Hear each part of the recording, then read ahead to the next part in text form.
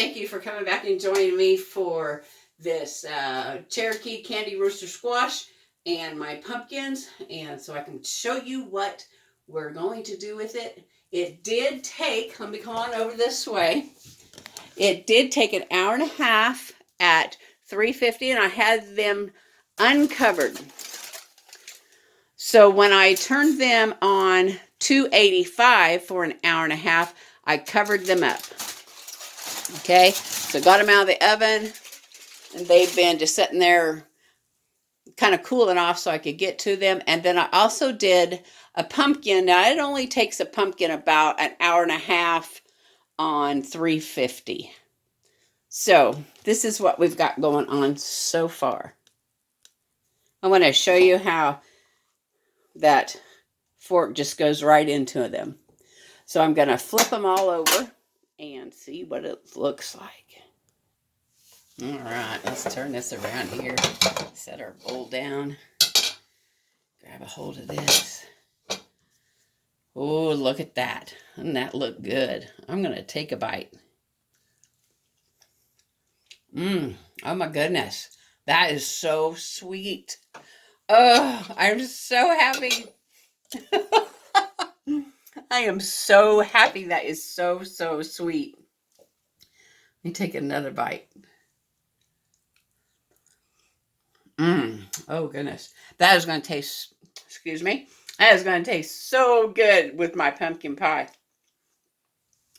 And you could also use it as a side dish, like for sweet, like in place of actually a sweet potato.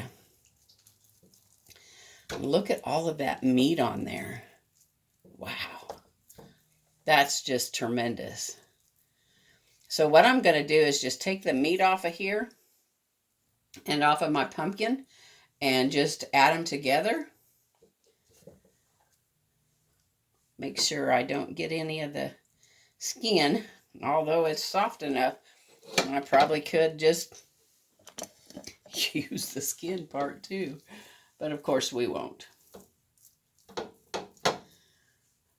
All right. So that's what I'm going to be doing with that Cherokee candy rooster squash. All right. Now I'm going to go ahead and turn over my pumpkin pie. This is a pumpkin pie pumpkin. Woohoo! Looky there. I kind of burnt the ends a little bit, but that tastes great. This too you could eat just by itself.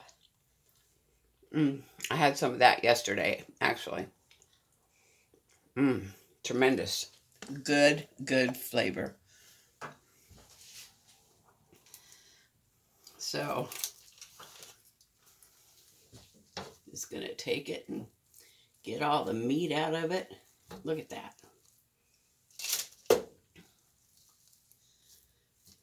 We're going to have a lot of dessert with a lot of yummy pumpkin, a lot of yummy squash.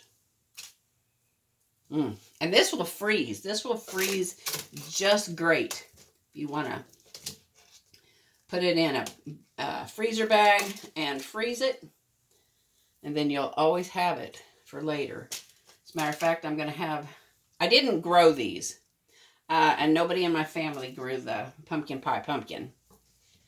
But I'm going to go to Walmart or wherever, Aldi's, and see about getting some more, because you can just freeze them.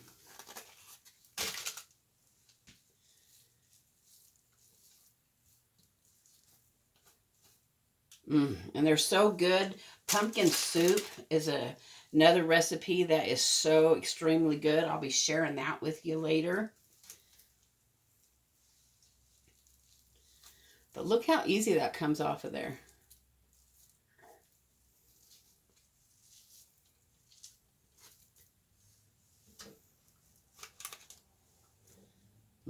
Yummy.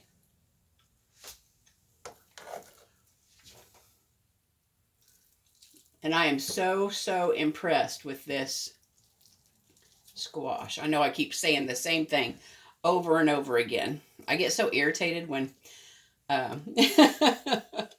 when people do YouTube videos and they just keep saying the same thing over and over again. All right. Well, my bowl is about full, but I'm just going to keep on doing this. But I wanted to show you how easy it is to save seeds. Let me turn you around here and this down a little bit. I'm going to wash my hands. Hang on. Okay, so this is the squash. And this is pretty dry. It's not real squishy and icky. Oh, and by the way, oh my goodness, I watched the last video that I posted, and the light is so bright against the white sink, it just blinds in some parts of it. So I hope that this will come out a little bit better. John bought a new light for the kitchen. It is so extremely bright.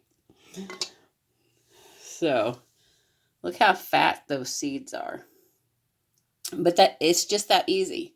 So I had already done up a bunch of them and put them in the water because I do want to kind of get, the rest of the not the icky, but the rest of kind of like the slimy and the little veins and stuff like that off of there. And if you soak them, I'll probably soak these for 2 days, rinse them, and soak them again for 2 days, and then I'll set them out to dry. So that is my rooster squash. And here's the pumpkin. Isn't that fun looking? I just think it's fun looking. And so easy. Same thing. You just gently pull off of the ribs, I guess is what you would call that. And if you didn't want to do anything else, just that much, just from what I just did. But that pumpkin is full of wonderful seeds. God's creation is just amazing. Just amazing. He made it so we would never starve, and we would always have plenty of food to grow. And then we kind of got in the way of that and kind of messing things up by the things that we do to our earth. And yeah. A lot of you may have seen my orange peels. Orange peels are the most nutritious part of the orange. And I've been peeling, I've just been taking a vegetable peeler and just taking the outsides of my orange off before I eat them and letting them dry. And then guess what I do to them?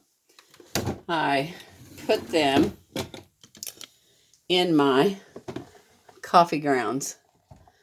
So up in my cabinet, I have, to show you. So up in my cabinet up here, I have a jar of different kind of oranges.